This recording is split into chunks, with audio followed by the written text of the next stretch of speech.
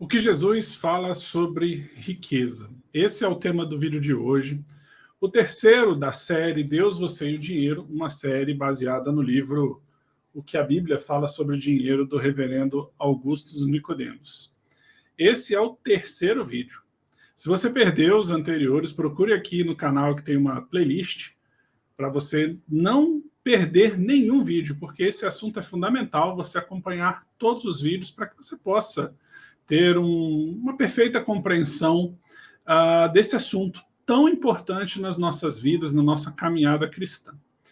Também peço para você compartilhar esse vídeo, se você puder curtir, se inscrever no canal, mas especialmente eu queria te pedir para compartilhar esse vídeo.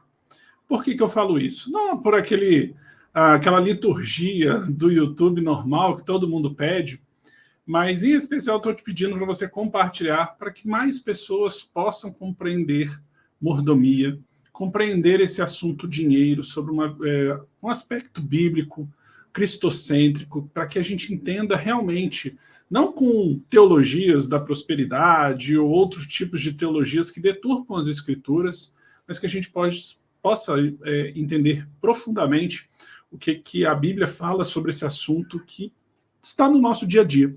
Então, peço para você compartilhar, tá? Não como palavras soltas, mas para que você possa abençoar a vida de outras pessoas e para que esse canal também possa alcançar mais pessoas. Então, eu te peço a gentileza, tá? De você compartilhar. Então, compartilhe aí, que eu tenho certeza que isso vai ajudar várias pessoas. Bom, como vimos nos outros vídeos, o assunto dinheiro é algo tratado ao longo de toda a Bíblia, né? Em diversos aspectos, situações que nos instruem profundamente a alocar o dinheiro naquilo, né? Alocar o dinheiro corretamente em nosso coração, para que ele ocupe o lugar certo e Deus ocupe também o lugar certo. O nosso vídeo de hoje trata do tema o que Jesus fala sobre riquezas. Podemos ver isso em diversos textos ao longo dos evangelhos, mas a nossa atenção será especial no trecho lá de Mateus 6, nos versos 19 a 34.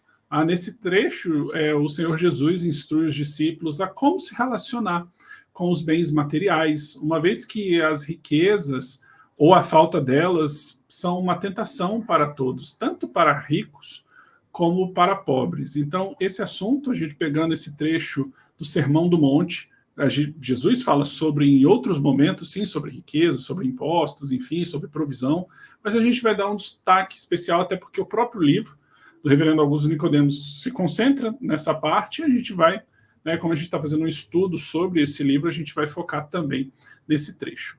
E esse trecho desses versículos, né, de Mateus 6, 19 a 34, eu separei em quatro partes. Quatro partes, e para cada parte eu coloquei um subtítulo. Então, para a gente meditar nessa passagem, eu dividi nessas quatro partes, e a primeira é tesouros no céu.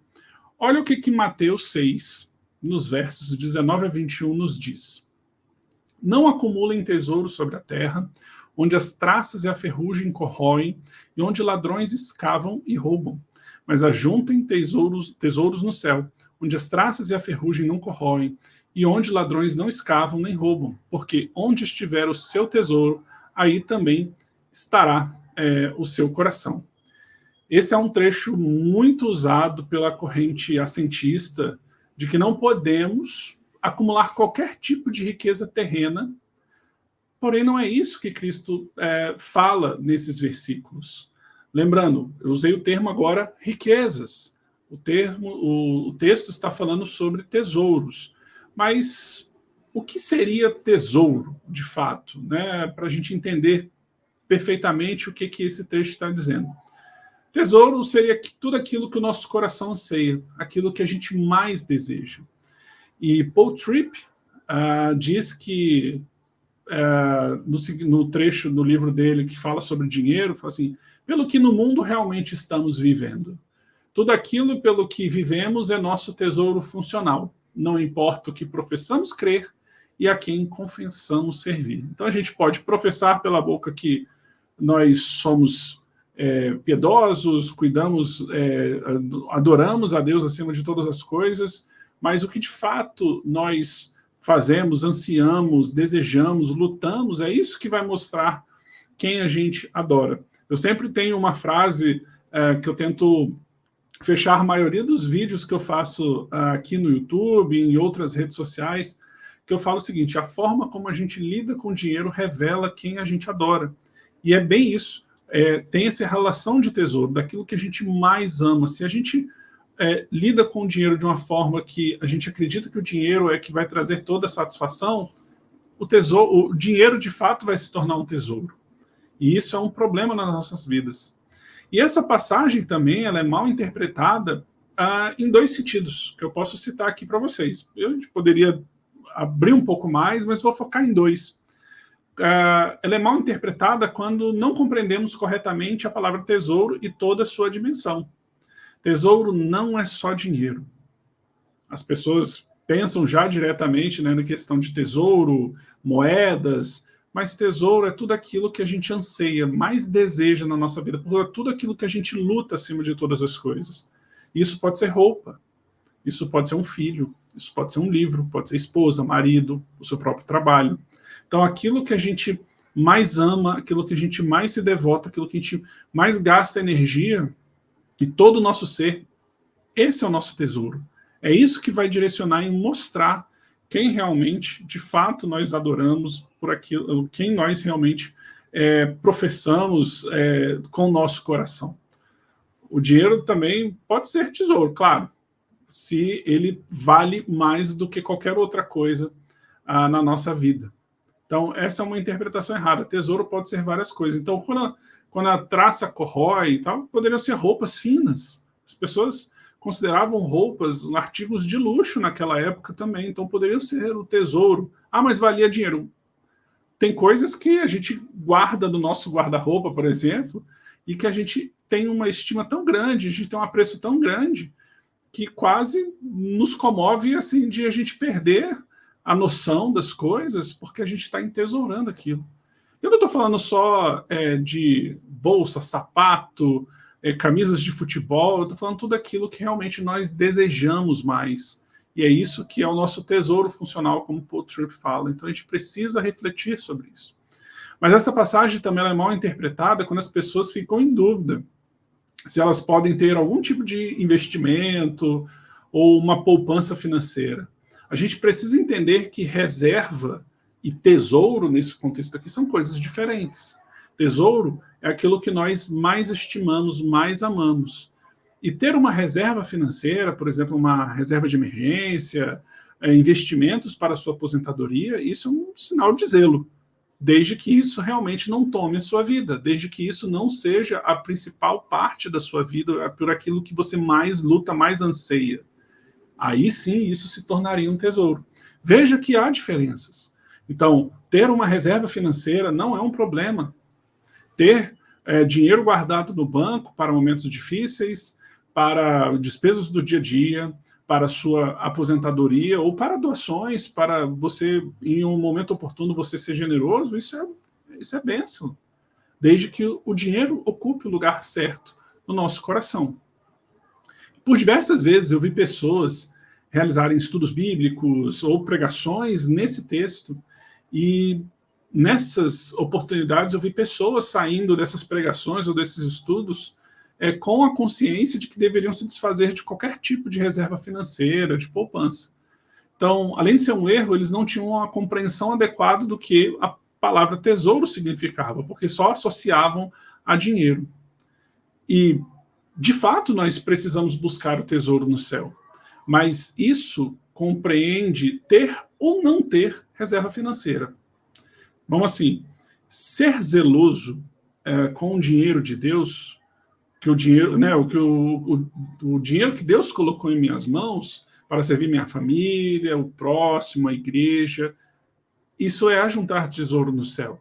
Se Deus me deu dinheiro para eu administrar bem e servir bem, cuidando da minha família, da igreja, do próximo, tendo Deus como centro do meu coração, ainda que eu tenha reservas ou não reservas, eu terei tesouro no céu. Esse é o ponto, é a gente ser generoso, é a gente ser grato, é a gente servir aos outros, pensar na nossa subsistência, sim. Então, muito cuidado quando a gente lê esse trecho para que a gente não entenda isso de uma forma errada, achando que a gente não possa ter algum tipo de reserva financeira, porque isso seria pecaminoso. Tá? Então, esse é um ponto que a gente precisa ter cuidado. Então, tesouro é tudo aquilo por aquilo que nós lutamos, vivemos e ansiamos fervorosamente. Então, dinheiro deve ser consequência e não causa. Sobre ter dinheiro no lugar certo em nosso coração. Então, muito cuidado. Tá? E essa é a primeira parte desse texto, que nós vamos agora para a segunda parte, que eu coloquei o subtítulo, né? Olhos do coração. Vamos ver o que dizem os versos 22 e 23. Os olhos são a lâmpada do corpo. Se os seus olhos forem bons, todo o seu corpo será cheio de luz. Se, porém, os seus olhos forem maus, todo o seu corpo estará em trevas. Portanto, se a luz que existe em você são trevas, que grandes trevas serão. Ainda Paul Tripp, no livro dele, diz que nós temos dois sistemas de visão. Os olhos físicos e os olhos do coração. O nosso sistema de visão mais importante é o coração, os olhos do coração. São eles, né, esse sistema, ou os olhos do coração, que vão direcionar os nossos olhos físicos. Os olhos do coração estão sempre desejando algo, pressentindo algo, eles têm esperança, eles buscam por algum sonho, algum valor, algo que estimamos.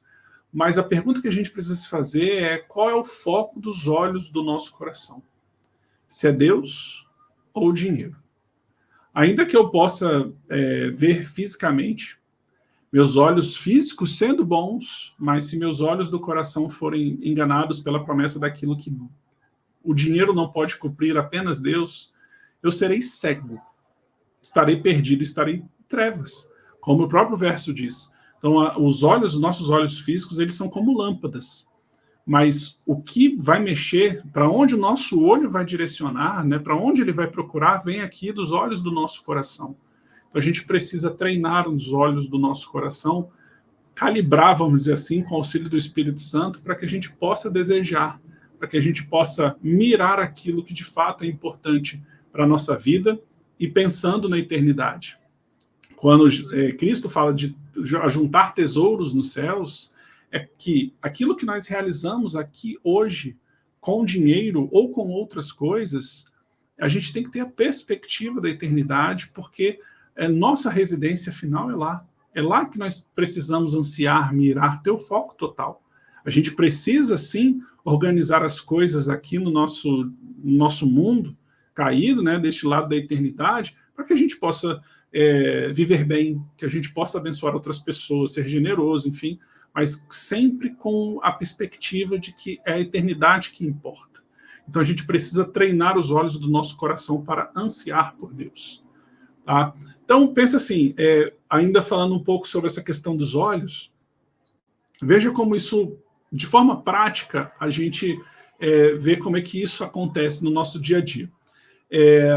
Pensa num carro, por exemplo, você deseja muito um carro. Quando você está namorando um carro, vamos dizer um carro novo, né? Um carro novo, você começa a achar sempre esse carro o tempo todo na rua. Vamos supor que você deseje um HR-V, um carrão maravilhoso, e aí você vai começar a olhar sempre esse HR-V o tempo todo. Antes, quando você não desejava, você às vezes nem dava bola. Você sabia da existência dele, mas agora toda vez que ele passa, seus olhos ficam mais atentos. Porque o seu coração, os olhos do seu coração estão desejando aquilo. É claro que eu não estou falando que qualquer desejo de carro é pecaminoso, de maneira nenhuma. Só estou falando como como isso nasce no coração e os nossos olhos físicos são treinados. Então a gente teve um desejo no nosso coração e agora a gente começa a olhar. Então a gente começa a olhar o tempo todo, a gente fica lá naquela vamos dizer assim, ansiedade, né, assim, de querer comprar e tal. E quando você conquista, aí você olha aquilo que você comprou e se torna comum. Então veja como isso nasce dentro do nosso coração, nossos olhos são treinados porque a gente começa a olhar o tempo todo esse carro, né? A gente até acha que as pessoas estão comprando mais esse carro mesmo, de fato, né? Mas isso é tudo porque os nossos olhos físicos estão sendo treinados. Então, muito cuidado com os olhos do nosso coração, a gente precisa do auxílio do Espírito Santo, ver uma vida piedosa para que a gente realmente possa desejar, para que nossos olhos do coração possam realmente ansiar, procurar sempre Deus em primeiro lugar. E esse é o trecho que a gente vai, né, a terceira parte deste vídeo, que eu coloquei como subtítulo, Se Ele Não For o Primeiro. Mateus 6:24 diz o seguinte: ninguém pode servir a dois senhores, porque ou irá odiar um e amar o outro, ou irá se dedicar a um e desprezar o outro. Vocês não podem servir a Deus e às riquezas. Existe uma música que fez parte da minha adolescência, não tem muito tempo, tá? Então, fez parte da minha adolescência e na época que eu cantava em coros, eu cantava bastante essa música, que é Se Ele Não For o Primeiro, do Arautos do Rei. E o primeiro trecho da música diz o seguinte: no trono do viver só existe lugar para um, lugar de quem governa todo o ser. No trono do viver só pode haver um Senhor. Se forem dois, um será amado e outro rejeitado. Não tem como no nosso coração existir dois senhores. Não existe um meio do caminho, um campo neutro em que os dois governam bem. Isso não existe. O nosso coração, sim, sempre anseia por algo, né, para adorar algo. Só que se a gente não direcionar o nosso coração para amar a Deus, se o nosso coração não estiver amando a Deus, ele vai estar amando outra coisa e odiando a Deus. Então, se eu amo algo mais do que eu amo a Deus, na verdade, eu rejeito a Deus. E é isso que precisa ficar claro, é isso que Cristo está dizendo. Não tem como você servir aos dois senhores. O verso diz lá, ninguém pode servir a dois senhores, porque ou irá odiar um e amar o outro, ou irá se dedicar a um e desprezar o outro. Não tem como você servir a Deus e às riquezas. Você pode ter dinheiro e amar a Deus. Você pode não ter dinheiro e amar a Deus. E pode ser o contrário também. Então, independente da sua condição financeira, é como você vai ter essa relação de senhorio dentro do seu coração. E a gente precisa entender que essa passagem é central para a gente compreender bem o papel do Criador e da criatura. Deus, sendo Criador, ele deve governar todo o ser, todo o nosso ser, o nosso coração, ele deve ser o centro do nosso coração, tudo deve estar abaixo de Deus. Os olhos do nosso coração devem desejá-lo mais do que qualquer outra coisa. Então, e Deus pede para si, Deus coloca vamos dizer assim, Deus faz com que a gente apenas ame ao Senhor para o nosso próprio bem. Porque uma vez que, assim como aconteceu com Adão e Eva, né, achando que Deus não era bom, sendo desobedientes, achou que eles poderiam decidir aquilo que era melhor para eles, a gente viu no que deu. Então, no momento que a gente tira Deus do trono do nosso coração, tudo é perdição.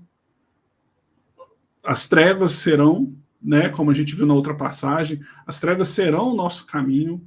A gente rejeita Deus se a gente faz isso. A gente precisa entender que Deus, ele é o Criador e a ele deve ser toda a nossa adoração. E muitas vezes o que tem dominado o nosso coração é a criatura, que é o dinheiro. A gente precisa colocar o dinheiro no seu devido lugar.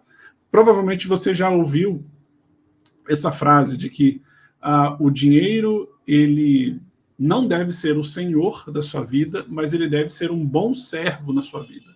Isso é, você colocar o dinheiro a serviço daquilo, né, que Deus deseja e na sua relação com Deus. Então, por isso que o trecho, né, o tema dessa série é Deus, você e o dinheiro, para que a gente entenda o papel do dinheiro nessa relação que a gente tem vertical com o nosso Deus. a nossa compreensão, como deve ser a nossa relação com Deus, a gente entender o papel do dinheiro nisso. A entender que o dinheiro é um meio para que a gente possa glorificar a Deus e que Deus seja o Senhor do nosso coração, e não o contrário. O problema é que a gente tem feito o quê? Invertido a lógica. Tem sido algo antinatural daquilo que nós fomos projetados. Bem verdade que desde do pecado isso tem acontecido, mas a gente conta com o Espírito Santo para que ele nos auxilie nesse processo, para que a gente deseje, que a gente anseie mais ao nosso Deus. Porque é impossível a gente servir aos dois senhores, como Cristo Jesus bem fala. Então a gente precisa ter esse cuidado de quem realmente governa o nosso coração. Tá? Eu sei que é um trecho que daria para a gente falar bem mais, né? Ia ver mais camadas, mas a gente pode fazer isso em uma outra oportunidade, até porque agora a gente tem o último trecho, um trecho longo, mas que a gente vai pegar esse trecho e vai até usá-lo em outros vídeos dessa série. Tá? Então, indo para a quarta parte, que eu peguei como subtítulo As Preocupações, e são dos versos 25 a 34, e irei lê-los aqui. Por isso, digo a vocês, não se preocupem com sua vida, quanto ao que irão comer ou beber, nem com o corpo, quanto ao que irão vestir. Não é a vida mais do que o alimento, e não é o corpo mais do que as roupas? Observem as aves dos céus, que não semeiam, não colhem, nem ajuntam em celeiros. No entanto, o Pai de vocês, que está no céu, a sustenta. Será que vocês não valem muito mais do que as aves? Quem de vocês, por mais que se preocupe, pode acrescentar um côvado ao curso da sua vida? E por que se preocupam com o que vão vestir? Observem como crescem os lírios do campo. Eles não trabalham, nem fiam. Eu, porém, afirmo a vocês que nem Salomão, em toda a sua glória, se vestiu como qualquer deles. Ora, se Deus veste assim a erva do campo, que hoje existe e amanhã será lançada ao forno, não fará muito mais por vocês, homens de pequena fé? Portanto, não se preocupem dizendo o que comeremos, que beberemos ou com que nos vestiremos. Porque os gentios é que procuram todas estas coisas. O Pai de vocês, que está no céu, sabe que vocês precisam de todas elas. Mas busquem em primeiro lugar o reino de Deus e a sua justiça, e todas estas coisas lhes serão acrescentadas. Portanto, não se preocupem com o dia de amanhã, pois o amanhã trará os seus cuidados. Basta ao dia o seu próprio mal. Nas primeiras 3 partes do nosso estudo, né, Cristo está mostrando quem deveria governar o coração dos discípulos, Deus ou as riquezas. Agora, nessa última parte deste vídeo, nessa quarta parte, a pergunta é: como viveriam? Ansiosos ou pela fé? Bom, sim, eu poderia dedicar bastante tempo, né, a cada versículo nesse trecho tão precioso, mas eu vou focar na mensagem central. São vários versículos, então eu vou focar aqui no ponto central que a gente precisa entender desse trecho. Cristo ensina que os discípulos deveriam servir apenas ao Deus verdadeiro. E por isso, não deveriam viver ansiosos pelo que deveriam comer, vestir. E para isso ele usa 2 elementos da natureza para demonstrar todo o cuidado, né, de Deus com os seus filhos. Então, as aves dos céus e os lírios do campo. A gente deve compreender a partir desse trecho que devemos fazer tudo aquilo que Deus deseja. Nós devemos trabalhar, nós devemos cuidar do dinheiro que Deus colocou na nossa mão, que nos concedeu, para a gente servir a nossa família, servir o próximo, servir a igreja. Devemos realizar toda a nossa missão e não nos preocuparmos com o sustento, com o dia de amanhã. A gente deve realizar tudo aquilo que somos chamados a fazer, mas a gente não deve viver ansioso pelo que há de vir, porque basta o próprio mal que traz em cada dia. Importante dizer que, assim, o não nos preocuparmos com amanhã não é nos deleitarmos e a gente viver de preguiça ou ter falta de zelo na administração daquilo que Deus tem colocado na nossa mão. A gente vê na Escritura, a gente vê na Bíblia que aquele que não trabalha não deve comer, como instrui Paulo. E que endividar-se por consumo excessivo é tolice.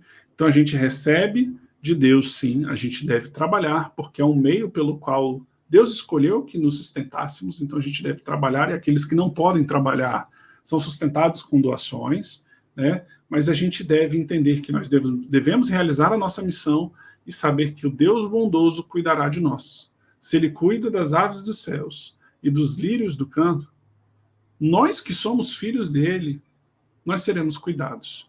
Mas seremos cuidados por ele, da maneira dele, do jeito dele, no tempo dele, e que seja para a glória dele. E isso precisa estar claro na nossa vida. Muitas coisas, às vezes, a gente não vai entender. Às vezes a gente queria uma resposta de Deus sobre alguma necessidade financeira, por exemplo, em algum momento, e ela veio depois, ou ela não veio. Mas a gente precisa saber que Deus está cuidando de nós o tempo todo. E que há respostas que nós não teremos deste lado da eternidade. E que a gente só vai compreender, talvez, na eternidade mesmo. Mas o que a gente precisa sempre lembrar é que Deus cuida de nós. Nós, filhos dele, somos, né, queridos por ele, e se eles cuidam, né, se Deus cuida, né, a Trindade cuida da criação, nós que somos filhos dele, formados, né, a imagem e semelhança, nós seremos cuidados. Tá? Então a gente deve confiar todo o nosso ser no nosso Deus, sabendo que Ele é o provedor, que Ele nos capacita, que nos dá saúde e vigor para trabalhar, para exercer as nossas funções, termos criatividade para desenvolvermos negócios ou outras coisas, e que precisamos confiar que Deus, no seu tempo devido, nos trará o sustento, que não devemos termos ansiedade com o que há de vir. Porque é assim que os gentios fazem, é o que o trecho, é o que esses versículos nos falam. Jesus deixa isso claro para os discípulos. São gentios que buscam essas coisas. Então, que essas palavras possam ir ao encontro do seu coração. Esse trecho é tão precioso para mim, eu acredito que para muitas pessoas também. Que sempre quando esse é um trecho tão profundo sobre dinheiro que a gente precisa relembrar todos os dias na nossa vida, sabendo que a gente não deve servir a outro Senhor, a gente deve servir a Deus. Que os olhos do nosso coração devem mirar, ansiar pelo nosso Senhor. Que o tesouro no céu, a gente anseie por ele, que a gente trabalhe por ele, que a gente tenha a perspectiva da eternidade, e que, sim, nós teremos oportunidades de realizar, de termos riquezas, ou menos riquezas, vamos dizer assim, aqui nesta terra, mas que o principal foco seja a eternidade. E que a gente precisa confiar no nosso Senhor, que Ele sabe do que a gente precisa.